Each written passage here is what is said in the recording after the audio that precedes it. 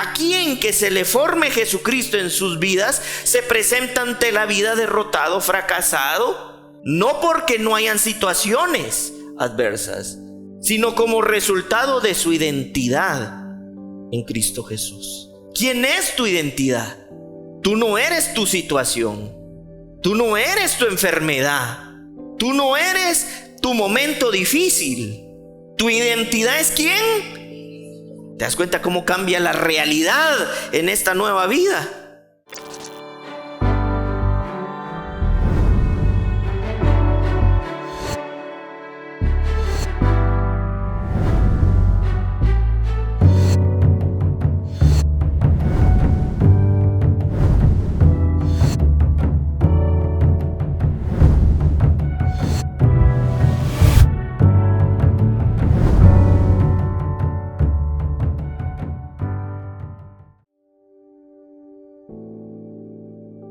Muy bien, vamos a dar inicio con la enseñanza del día de hoy, a la que hemos denominado la fe que reina en una nueva vida. De verdad hemos estado aprendiendo sobre la serie de En una nueva vida. Ya llevamos ahorita enero, febrero, ya estamos en abril, ¿verdad? Ya estamos en 4 meses de esta serie de En una nueva vida, que es importante que la repasemos, que no solamente se trata de un título, sino que meditemos, ¿verdad? Hay una serie a la que también le pusimos por nombre, En una nueva realidad. Es decir, tenemos que despertar a una nueva realidad de vida, ¿verdad? Y 2, creo yo que en esta nueva vida debemos aprender a crecer, a saber cómo se vive en esta vida, ¿verdad? El día de ayer pues tuvimos también la oportunidad de estar en una montaña lejos, ¿verdad? Ministrando, y creo que fue una noche verdaderamente poderosa, ¿verdad? Le damos gracias a Dios por usarnos como Él quiera, ¿verdad? Y que queremos que nuestro aporte en la gracia de Dios para donde estuvimos fue de mucha utilidad, ¿verdad? Entonces, bueno, vamos a hablar sobre la fe que reina, y hay algo que yo quisiera iniciar diciéndoles. Hay una importancia mayúscula, digan conmigo mayúscula, en ser renovados. Hay una importancia muy grande en ser renovados. Y se los voy a explicar, voy a tratar de explicarlo de una manera sencilla. La renovación es un proceso de elevación, llamémoslo así, en un proceso en el que estamos siendo santificados permanentemente y que nos conduce a una mayor gloria. Es decir, ser renovado nos eleva a una nueva estatura, a una mayor gloria. Por eso es un proceso santificador de elevación, llamémosle así, espiritual. De ahí la importancia de permanecer en renovación. Nosotros hemos entendido que existen 2 tipos de renovación: la renovación que Dios hace y la renovación que nosotros, cuando Dios la ha hecho en nuestras vidas, obedientemente permanecemos en la acción de renovarnos, ¿verdad? Entonces la renovación es llevarnos en el proceso santificador de Dios a un mayor nivel de la gloria de Dios. De ahí la importancia de ser renovados. Y algo en lo que creo yo que necesitamos renovación sincera y honesta es en la fe, ¿verdad? Este tema de la fe podría considerarse como tal vez uno de los misterios de Dios, porque lo hemos entendido desde diferentes esferas, pero necesitamos comprenderlo bajo la realidad del Espíritu. Digan conmigo, la realidad del Espíritu. Esto ya no. Si nosotros lo comprendemos bajo la realidad del Espíritu, entonces le podremos dar una aplicación de vida. ¿En dónde? En esta nueva vida. En esta nueva vida del Espíritu Santo en nuestros corazones. Y para eso yo quisiera que pudiéramos ir a la carta a los Hebreos, capítulo 12, versículo 1. Quisiera brevemente explicarles una de las como que de los objetivos del escritor de la epístola a los hebreos o de la carta a los hebreos. El escritor de los hebreos se dedica, digan conmigo, dedica a mostrar lo superior de Jesucristo. O sea, él, toda la carta se dedica a demostrar la superioridad del nuevo pacto, de la nueva realidad y de la nueva vida en Jesucristo. O sea, es una carta que muestra lo superior. Y de ahí que vamos a partir entonces de ese lugar para que podamos comprender y abrazar esta realidad del Espíritu, y que esta realidad también abrace nuestras vidas, y entonces podamos vivir entendida y confiadamente en aquello que hemos recibido por medio del Espíritu Santo de Dios. Bueno, vamos a ver lo que dice el versículo 1. Por tanto, nosotros también, teniendo en derredor tan grande nube de testigos, despojémonos de todo peso y del pecado que nos asedia, y corramos con paciencia la carrera que tenemos por delante.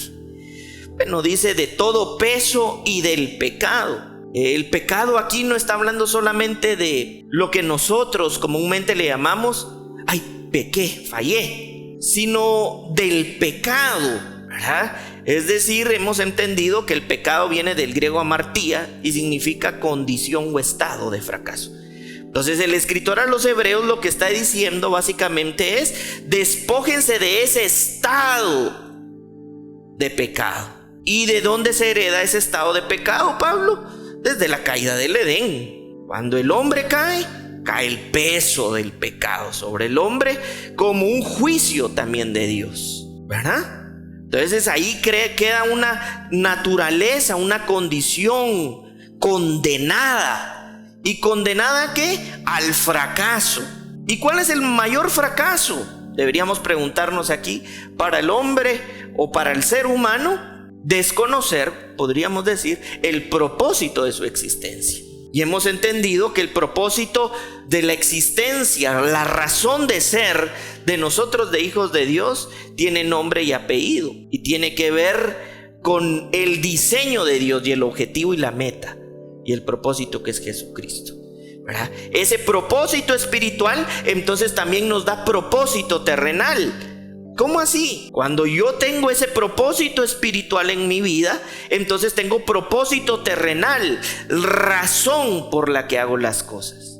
Ya no es por el afán, por la ansiedad, por querer ser alguien. ¿Cuántas veces hemos dicho eso? Yo quiero ser alguien. Lo que no nos hemos puesto a pensar es que no es lo que tú haces lo que define quién tú eres, sino por el contrario, por quien tú eres, haces lo que haces. Un ejemplo: un pez no viene y dice: ay, me voy a poner a nadar para ser pez. Él, por ser pez, nada como pez. Entonces, cuando nosotros recibimos el propósito de Dios espiritual, nos da propósito para hacer, ser y hacer en esta vida. Te pregunto, ¿por qué trabajas? No, los frijolitos, la tortilla, el frijol, el arroz, rice and beans, pollo, no sé. Y aunque es bueno y te felicito, qué bueno, qué alegre, pues eso en algún momento puede dejar de ser. ¿Qué va a pasar el día que no tengas? Yo espero que, como dijo el apóstol Juan, tú prosperes en todo como prosperas en Cristo. Pero ¿y qué pasa si llega ese día? Perdiste tu razón de ser. Por eso es que tu identidad no puede ser tu situación. Tu identidad es Cristo. Y si tu identidad es Cristo, aun cuando llegara ese día, como dijo el apóstol Pablo, el día malo, porque dice: sé que es tener, dice el apóstol Pablo, pero también sé que es no tener. Sé que es la riqueza, pero yo también reconozco, decía el apóstol Pablo, que es la pobreza. Sé que es la salud, pero también sé que es la enfermedad. No decía eso. Pero a mí nadie me puede separar del amor de Cristo. En otras palabras, de la identidad que tengo en Dios. Entonces, cuando hay propósito espiritual, hay propósito para hacer las cosas. Bueno, yo lo que hago, lo hago entendiendo que soy un llamado de Dios y porque tengo un propósito en Cristo. porque mi identidad está en Dios. Por eso trabajo como trabajo para la gloria y para el propósito de Dios. ¿Cómo vivimos nuestros momentos de dificultad? Amárrenlo, póngale cinta, venda, que no mire, que no hable, que no escuche. ¿Verdad? O lo vivimos con una mentalidad de propósito. Esto que me está pasando perfecciona lo que soy en Cristo. No cuando termine. Ese es un error, ustedes. Cuando termine yo habré aprendido la lección. No, tú ya hoy dispón tu corazón para que Dios afine tu corazón, quebrante tu humanidad y perfeccione tu vida espiritual y haga crecer tu alma en Cristo. Y entonces puede haber madurez. Entonces dice, despójense de ese estado de fracaso, ¿verdad? Y entonces dice después aquí, y corramos entonces solo si estamos despojados de ese estado de fracaso que erra el propósito, entonces corramos, dice, con paciencia la carrera que tenemos por delante. Algo semejante a lo que decía el apóstol Pablo. No pretendo haberlo alcanzado todo, sino que prosigo a la meta, al supremo llamamiento. ¿Cuál es el objetivo principal de nuestras vidas como hijos de Dios? Que sea formado Jesucristo en nuestras vidas. ¿A quién que se le forme Jesucristo en sus vidas se presenta ante la vida derrotado, fracasado? No porque no hayan situaciones adversas, sino como resultado de su identidad en Cristo Jesús. ¿Quién es tu identidad? Tú no eres tu situación, tú no eres tu enfermedad, tú no eres tu momento difícil. Tu identidad es ¿quién? ¿Te das cuenta cómo cambia la realidad en esta nueva vida? Y entonces dice, corramos con paciencia. La palabra paciencia del griego upomoné. ¿Y saben qué significa? En pocas palabras, permanecer o tener la capacidad que de Dios hemos recibido para soportar los desafíos. Entonces, si nos despojamos del estado del fracaso, entonces podremos correr con la capacidad que de Dios hemos recibido, aún en medio del desafío. ¿Por qué? Porque la fuerza que tenemos viene de nuestra humanidad, viene de Dios. Es decir, tú tienes la fuerza del cielo, la fuerza celestial, en la riqueza y en la pobreza, en la salud y en la enfermedad, en la vida y en la muerte. Porque tú no eres lo que a ti te pasa. Tu identidad es ¿quién? Cristo Jesús. Y entonces, ¿por qué vivimos en medio de cualquier escenario? Hacemos todo menos una exposición mental de que esto está quebrantando nuestra humanidad, pero perfeccionando a Jesucristo en nuestras vidas. Así se corre la carrera. Porque, hermanos, dice la Escritura, en este mundo tendréis aflicción. ¿Nos engañó Dios? Tendremos aflicción. Entonces vivámosla con propósito. No solo por estar afligido y ser uno más de los que la viven sin propósito. El propósito espiritual nos da propósito terrenal. Por eso tú estudias, te preparas, y no para hacer y ponerme el tacuchi y sentirme. No, porque hay algo más profundo en tu ser que ha sido definido por Dios. Y porque tú entiendes eso, haces lo que tienes que hacer en función del mismo propósito. No para hacer, sino porque eres, ¿verdad? Y entonces vamos ahora sí, en el versículo 2, aquí nos resuelve de alguna manera qué es la fe. Y dice, puestos los ojos ¿en quién? Jesús, el autor y consumador ¿de qué cosa? De la fe, el cual por el gozo puesto delante de él, ¿qué pasó con él? Sufrió la cruz, menospreciando el oprobio, y se sentó a la diestra del trono de Dios. O sea, Jesús sufrió la cruz. Una experimentación en su humanidad entonces de dolor, pero no de derrota. Que a ti te duela algo no significa que en tu identidad tú estés derrotado. Entonces no vivas como un derrotado. El dolor, la situación, la dificultad. ¿Y qué tiene? Todo amargado. Y entre más así nos vean, como que más nos gusta porque impacta, ¿va? Tal vez puede ser mínimo lo que les voy a decir, pero a mí me tocó nacer con una enfermedad congénita del corazón. Pero no por eso yo me creía un enfermo. Ni me paraba, ni hacía como enfermo. Pues buscaba ser sabio en mi comportamiento, pero dentro de mí yo sabía que Dios en mi nueva vida, yo era sano, aunque mi cuerpo pudiera estar enfermo, pero yo no vivía la vida como enfermo. ¿Sí me estoy explicando? Porque yo no soy, tú no eres lo que a ti te pase. El domingo pasado, miren, los que me conocen saben que me cuido un montón en lo que como. ¿Saben ni qué comí? Y ni dormí. Me sentía vómitos y muchas otras manifestaciones que no les voy a decir. Pero yo sinceramente, físicamente estaba desgastado, pero no me paré aquí como enriquecidos, hermanos, como bendecidos. O peor aún, mira, no llego, no. Porque no somos lo que nos pasa. No se trata de voy a fingir estar bien. No se trata de fingir ustedes. Y de fingir estamos cansados. Se trata de ser. Y por eso es que entramos en proceso que nos quebranta nuestra humanidad para que se perfeccione lo que somos. Y Jesús, ¿qué dice? Sufrió la cruz, pero no lo vivió como derrotado.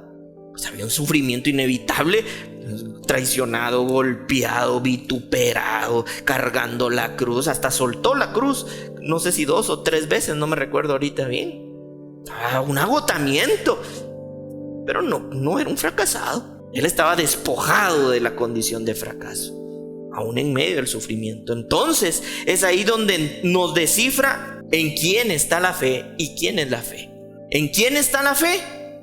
En Jesús. ¿Y quién es la fe? Jesucristo. Y miren aquí, dice algo, esta palabra puestos significa apartar los ojos de otras cosas y fijarlos en otra, y fijarlos en algo. O sea, el escritor estaba diciendo, aparta tu mirada de otras cosas y fíjala. ¿En quién? En Jesús. ¿Qué es lo que entonces, tanto en el buen momento o en el mal momento o en la vida debemos hacer? Y cuánto no más en el mal momento, empezar a ver la situación.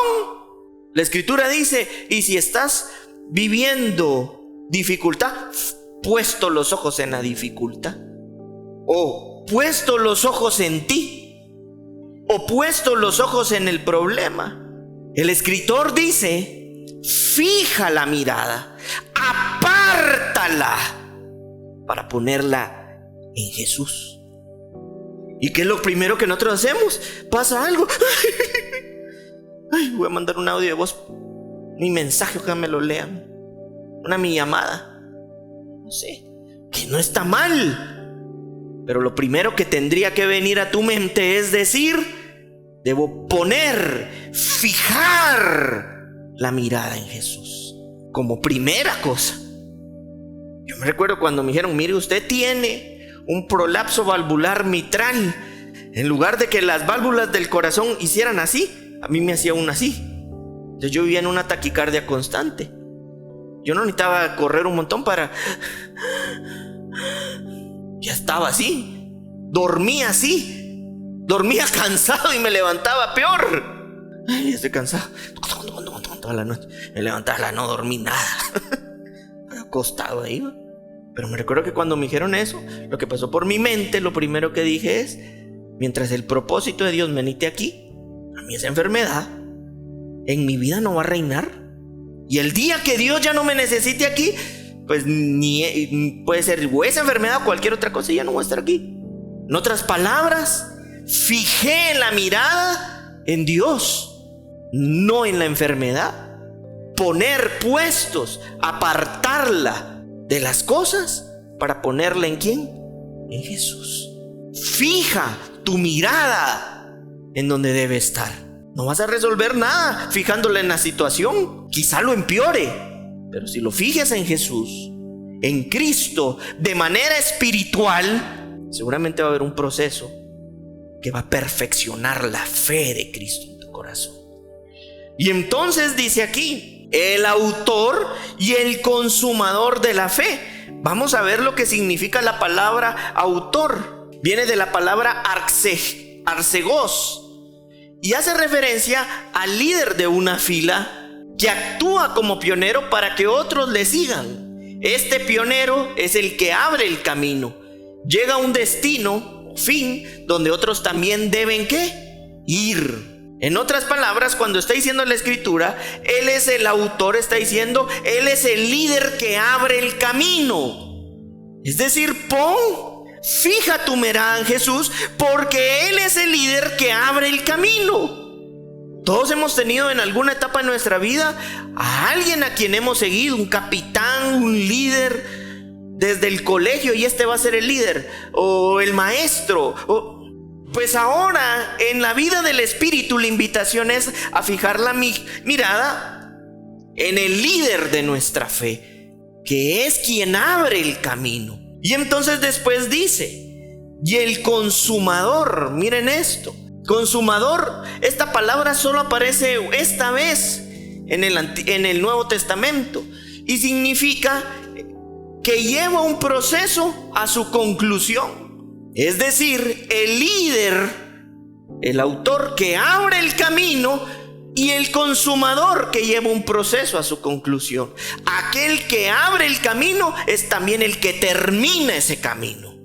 Fija la mirada en Jesús, no en la situación, porque Él es el líder que abre el camino, pero también es quien concluye ese camino. Por eso dice, Él es el principio de ese camino y es el final de ese camino. Es decir, nuestra esperanza no está en que termine la situación, que seguramente terminará. Nuestra esperanza está puesta, fijada la mirada en aquel que inicia, en quien inicia el camino, pero también en aquel en quien finaliza el proceso. Entonces, ¿qué hacer en el momento del proceso? Deja de ver la situación y fija la mirada en Jesús, porque Él es quien abre el camino, pero también Él es el que finaliza el camino.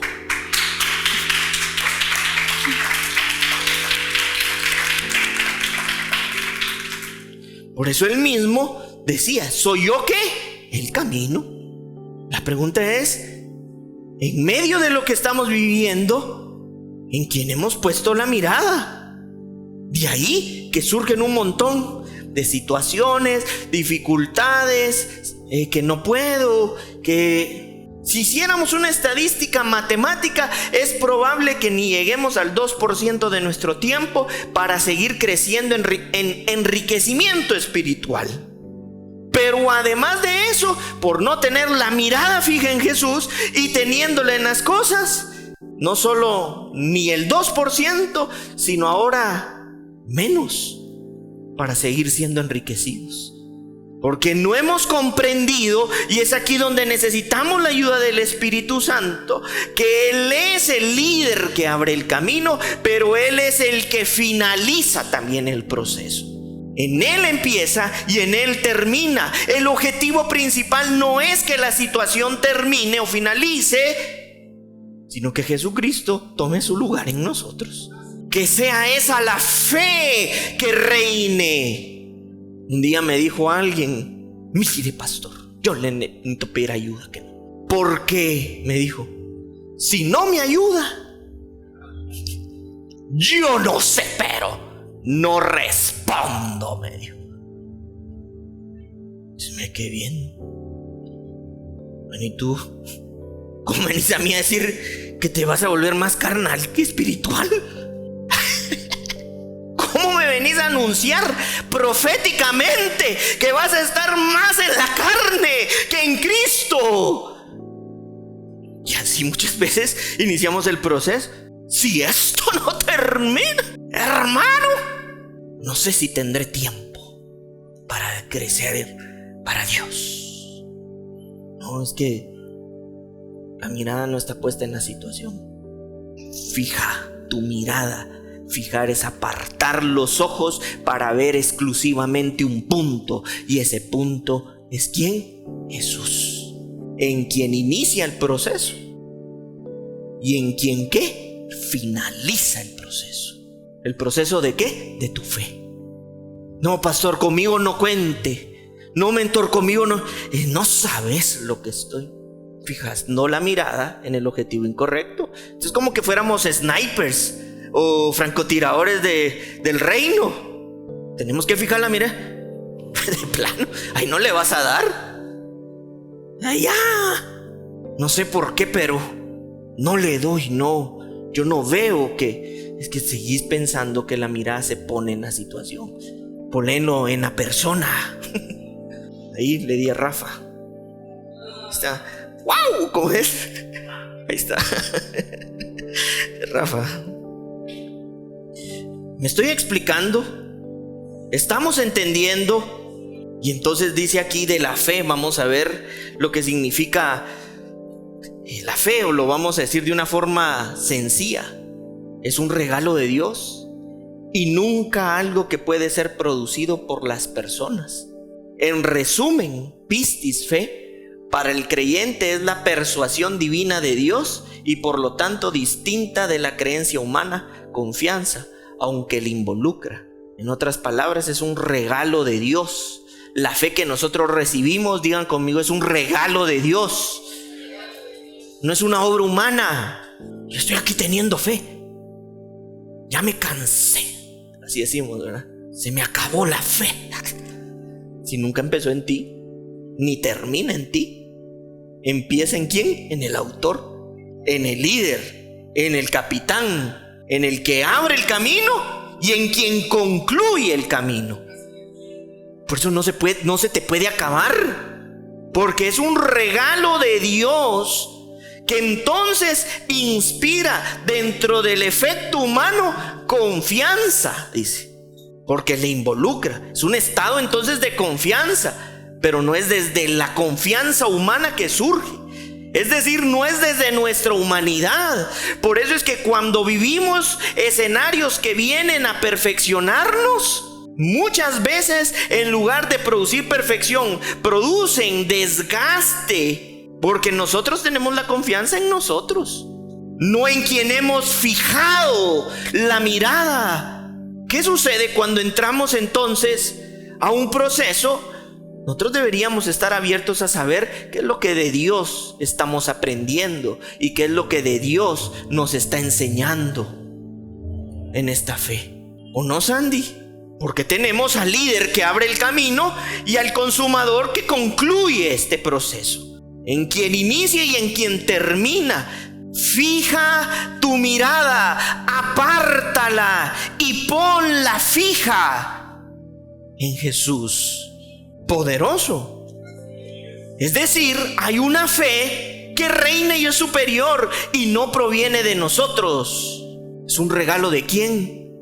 De Dios. ¿Cómo estás viviendo hoy tu vida? ¿Cómo la estamos viviendo? Como un recipiente en donde Dios se está glorificando, me está enseñando, está quebrando al hombre viejo, mi antigua humanidad, o como una situación que reina en mi vida. Es que cambia. A partir de donde poner los ojos, cambia la perspectiva. ¿A dónde o a quién estás viendo, Jebe? Miren lo que dice, y les voy a poner un ejemplo. Mateo 17:20. Jesús les dijo, ¿qué les dijo?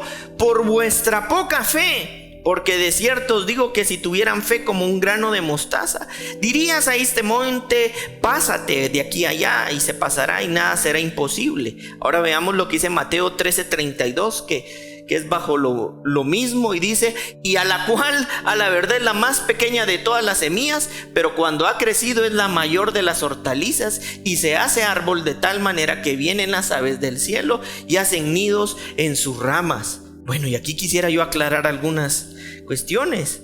Jesús nunca dijo que nuestra fe fuera tan pequeñita como la de la mostaza. Primer punto. Como primer punto, no estaba hablando de la pequeñez de la fe. Como segundo punto, estaba haciendo referencia a la naturaleza que contiene esa semilla. ¿Y cuál es la naturaleza de esa semilla? Lo vemos en el 13:32, que aquello que era aparentemente insignificante, en realidad no lo era, ¿cierto? Porque es que la mayor de las hortalizas. Y entonces ahí sí cobra sentido la comparación que hace con la fe. Es decir, no es así de pequeña. Lo que Jesús nos estaba diciendo es: pon atención en la naturaleza de esa semilla, que aparentemente pequeña, pero desarrollada, la más grande. Quiere decir que esto nos lleva a un tercer punto.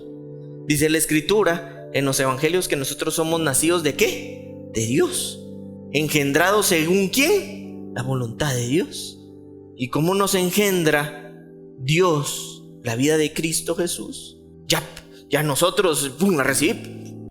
Ya como Jesucristo perfecto.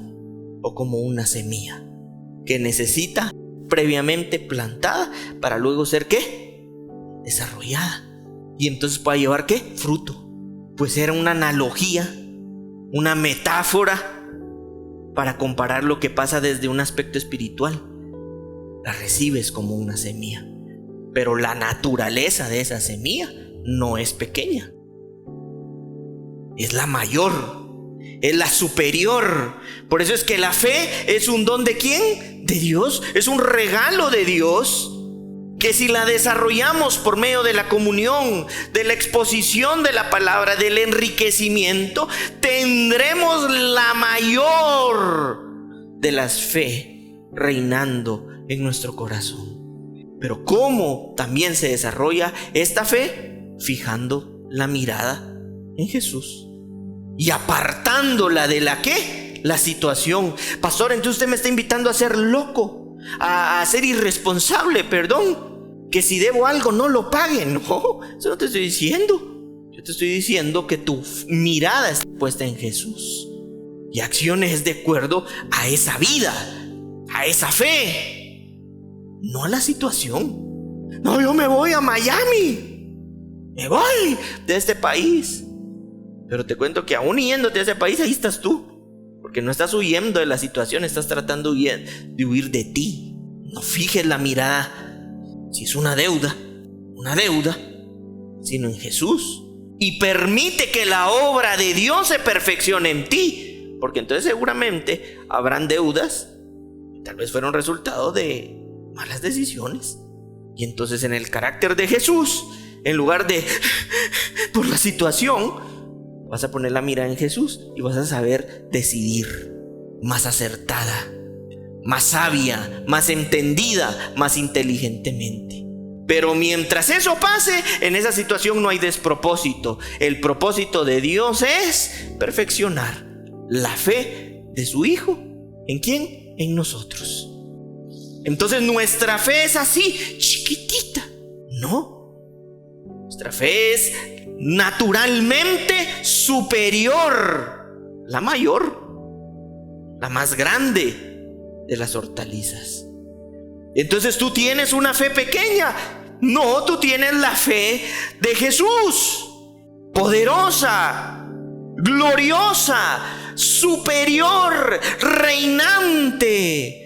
Por eso tus decisiones no van en función de hoy sí tengo para ir, hoy no tengo para ir. Tú dependes de Jesucristo. Una de las invitaciones de Jesús a los apóstoles, ¿cuál fue? No lleven nada, pero eso sí, hagan todo. Y hoy, ¿cómo actuamos nosotros? Agarrando todo sin hacer nada. Y la invitación a los apóstoles era: tu confianza no está en lo tuyo, está en la fe que reina. Anda, ¿sí me estoy explicando? Si logramos ver que la fe que recibimos no es que sea, es que es gloriosa, es superior. Vamos a ver lo que dice la segunda carta a los Corintios, capítulo 5. Miren lo que dice 2 Corintios 5:1. Porque sabemos que si nuestra morada terrestre, este tabernáculo, se deshiciere, tenemos de Dios ¿qué? No es eso la fe eterna. Se los voy a repetir. Porque sabemos que si nuestra morada terrestre, este tabernáculo, se deshiciere, tenemos un Dios, de Dios ¿qué? Un edificio, una casa no hecha de manos, una casa no hecha de manos, sino eterna, en los cielos. Cuando se refiere a los cielos, no es solo allá, sino desde un ambiente espiritual. Versículo 4. Porque asimismo, los que estamos en este tabernáculo gemimos con angustia, porque no quisiéramos ser desnudados de nuestra humanidad. Nos aferramos, contemplamos. Autocompasión, por ejemplo. ¿Cuántas veces hemos sentido autocompasión? Lloramos por nosotros. Si lo pudiéramos hacer un bebecito, lo hacemos y lo cargamos. Le damos pacha hasta que se vuelva. Porque asimismo los que estamos en este tabernáculo gemimos con angustia, porque no quisiéramos ser desnudados, sino revestidos, para que lo mortal sea absorbido por la vida. ¿Qué es lo que tiene que pasar? Que lo mortal ¿qué? Sea absorbido por la vida. ¿Qué vida? La vida eterna de Dios, la vida de Dios. Vamos al versículo 5. Mas el que nos hizo para esto mismo, ¿quién es? Dios, quien nos ha dado las garantías, las garantías del Espíritu. ¿Cuál es una de esas garantías del Espíritu? La fe. ¿O no esa es una garantía? Mas el que nos hizo para esto, ¿quién es? ¿Mismo quién? Dios. Es decir, que si Dios nos hizo, Dios sabe lo que hizo. Y es Él el que nos ha dado la garantía del Espíritu. Entre esa garantía, la fe, el regalo de Dios, la riqueza espiritual, la gracia, el amor, la justicia, la verdad, la santidad. ¿O no? Esas son garantías del Espíritu. Miren versículo 7. Porque ¿por qué? Fe andamos, no por vista. Y me voy a saltar al versículo 16. De manera que nosotros de aquí en adelante a nadie conocemos según la carne. Y aun si a Cristo conocimos según la carne, ya no lo conocemos así. Y miren el versículo 17. De modo que si alguno está en Cristo, nueva criatura es. Las cosas viejas pasaron, he aquí todas son hechas nuevas. ¡Wow! Esto es poderoso. Ni siquiera a Jesucristo conocemos según la carne. Muchos de pronto aquí habían conocido a Jesús. Y esto nos quita la duda, porque a veces decimos, me hubiera gustado vivir en el tiempo de Jesús, así lo hubiera conocido. Pero resulta que ahora ya no conocemos según la carne. Conocemos según ¿qué? El Espíritu. Y el ejemplo es el escritor de Corintios. ¿Y quién es el escritor de la carta a los Corintios? Pablo. ¿Pablo anduvo con Jesús? No. Pablo no anduvo con Jesús. Y entonces, ¿cómo es posible que aquel que no anduvo con Jesús, Andy, escribió 13 cartas del Nuevo Testamento? Y los que sí, Pedro 2, Juan 3, con el de Apocalipsis. Y estuvieron. Eso no es ninguna competencia, pero eso nos revela lo que el escritor está diciendo. No anduve según la carne, pero sí según el Espíritu, porque ahora es así, dice, como conocemos. ¿O no dice así? De manera que nosotros de aquí en adelante a nadie conocemos según la carne, y aún así a Cristo conocimos según la carne, ya no lo conocemos así. Por eso está re bien que estudien al Jesús histórico. Es más, un dato, hay más de 500 fuentes sobre el Jesús histórico, el Jesús de la historia, más incluso fuentes que las de Alejandro Magno. Está bien, pero ¿cómo se le conoce? Según la carne. Y ahí es donde dice el conozco. Ese conozco, ustedes lo conocen. Ginosco. Ginosco es esa experiencia de primera mano semejante a la intimidad sexual. Por eso es que María, cuando el ángel le dijo que iba a poner a Jesucristo en su vientre, ella dijo: yo no ginosco, yo no conozco, hombre. Lo hacía desde esa experiencia íntima, no de conocer hombre, ¿verdad? Así había visto un montón ahí. Hola, José, Juan, Pedro.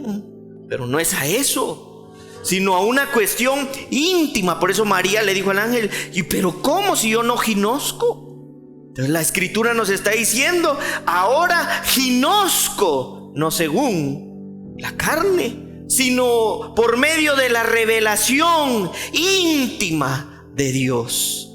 Y entonces dice ahí el versículo 7: por eso es que ahora no vivimos, no andamos. ¿Cómo? Por vista. Porque por fe andamos, no por vista. Ahora nosotros vivimos en esta vida desde una fe espiritual y eterna. A eso se refiere. ¿Cómo tú estás viviendo esta vida? Desde la perspectiva eterna. ¿Y cuál es esa perspectiva eterna? Cuando pones tus ojos ¿en quién? En Jesús. No teniendo nada, pero espiritualmente poseyéndolo todo. Aparentemente empobrecido como empobrecido, pero enriqueciendo a muchos por la fe, no por vista. Esa es la fe superior que hoy reina como regalo de Dios en nuestras vidas. La palabra andar viene del griego peripateo y significa es camino, por lo tanto hebraísticamente en un sentido ético, la forma en la que conduzco mi vida. En otras palabras está diciendo el escritor: por la fe como conduzco mi vida, ya no es por vista. La forma en la que me conduzco éticamente, en mi manera de comportarme, en mi manera de hablar, en mi manera de sentir, ya no es por lo que veo humanamente, sino por lo que por la fe entiendo, conozco, soy. Por eso aquí cuando habla de la palabra vista, está haciendo referencia a lo que físicamente podemos ver.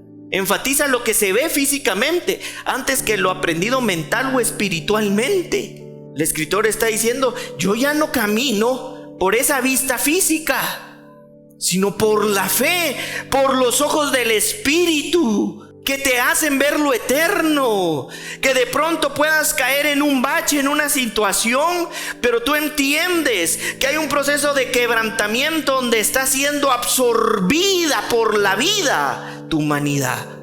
Y entonces tú no te enfrentas como un derrotado o un fracasado, sino como un bendecido, como un enriquecido. Y aún así, desde esa experiencia que está absorbiendo tu humanidad, enriqueciendo a muchos. Porque ahora vivimos ¿cómo, Eve? ¿Por qué?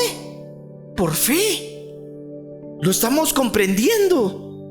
Hay una realidad mayúscula, superior, que reina. Antes de que pongamos nuestros ojos en la situación, fijemos la mirada en Jesús. De ahí la importancia de crecer en una mentalidad de propósito. ¿Qué es lo que produce la forma de ver? ¿Cómo es que cambia la forma de ver las cosas? ¿Tú a través de qué ves? Sí, de los ojos. Pero ¿cómo interpretas? Por medio de la mente que lo recibe. La mente es el instrumento que decodifica lo que ves. Por eso cuando alguien empieza a tener una mente que empieza a reinar espiritual, en lugar de ver aquí se me acabó el mundo, desde la mente espiritual está viendo que está siendo absorbida la humanidad por la vida eterna de Dios. Y fija su mirada en Jesús, para que el proceso perfeccionador de nuestra fe, en quien inició, también concluya con el tema del ginosco, ya no conocemos según la carne, y hay 3 casos específicos y ustedes los pueden leer en su casa. Mateo 16, 13 al 17, cuando Jesús les pregunta: ¿y ustedes quién dicen que soy? Estuvo con ellos y solo uno le conoció según el Espíritu. 2, el caso 2, el de Felipe, Juan 14, 9, muéstranos al Padre. Y Jesús le dice: ¿y cuánto tiempo he estado aquí, Felipe? Me extraña, porque podía estar con Jesús, pero no ginosco, es decir, no le conocía íntimamente, revelado en su corazón. Y el caso 3, el de Juan 5:39, que es el de los fariseos, ¿verdad? Entonces vamos a ir cerrando, que cuando esto pasa y entendiendo que hay una mente espiritual que decodifica lo que vemos, y entonces entendemos, empezamos a ver de manera distinta, pasa lo que leímos, no sé si la semana anterior a esta, lo que dice 2 Timoteo 2:4. Dice: ningún soldado que quiera agradar a su superior se enreda en cuestiones, ¿qué? Civiles. Ningún soldado que quiera agradar a su superior se enreda en cuestiones civiles. Y nosotros somos parte del cuerpo militante de Jesucristo. Y muchas veces estamos en la batalla de nuestra humanidad, enredados en un montón de cosas civiles, por no entender o no aprender o no practicar o no saber en quién debe estar puestos los ojos. En otra versión dice: no se enreda en los negocios de la vida. ¿Quién están ahí? Solo, chica, no puedes hablar algo sin que termine enredado, porque los ojos tienen que ser puestos ¿en quién? Jesús, en el autor y en el consumador de la fe. Y con este versículo termino. El caso de Moisés en Hebreos 11:27. El escritor a los hebreos lo menciona: por la fe dejó a Egipto, no temiendo la ira del rey, porque se sostuvo ¿cómo? Viendo al invisible. Hay un mundo, hay una realidad en esta nueva vida que no es perceptible a los ojos terrenales, pero sí al mundo espiritual. Uno fue lo que le dijo Jesús a Nicodemo, fue, ¿verdad? Y el que quiera ver el reino, ¿qué necesita? Nacer de nuevo del Espíritu. Nosotros somos nuevos nacidos, renacidos. Entonces podemos ver el mundo invisible, a pesar de las cosas que puedan estar pasando, pero nosotros andamos por esa fe y no por lo que la vista humana percibe. Es así como vivimos. Y permitamos entonces que la obra de Dios se perfeccione en nuestros corazones. Si hoy de pronto estamos viviendo escenarios de dolor, de dificultad, de complejidad, permitamos que ese quebrantamiento, que esa purificación, que esa humanidad sea absorbida por la vida. Y entonces podamos levantarnos como una generación altamente valiente y capacitada, porque no depende de lo que sus ojos ven, sino se sostienen de las riquezas invisibles, pero completamente perceptibles cuando nacemos de nuevo. Lo que vemos, imitamos, y lo que imitamos, admiramos. Y un principio de transformación: puede que nada cambie, pero si tú cambias, todo cambia. No por las situaciones, sino por el corazón y el entendimiento desde donde se ve. Somos llamados a una nueva vida. No podemos vivirla sabiendo y entendiendo todo esto como alguien que no conoce de Jesús, por favor. No podemos vivirla enredada, como la viviría alguien que no tiene a Jesús en su vida. No podemos. O si podemos, tal vez podemos, pero en realidad no debemos. ¿Creen que hoy Dios nos edificó? Que por medio de su palabra hoy hemos sido edificados, hemos sido bendecidos, hemos sido enriquecidos. Bueno, entonces enriquezcamos a muchos.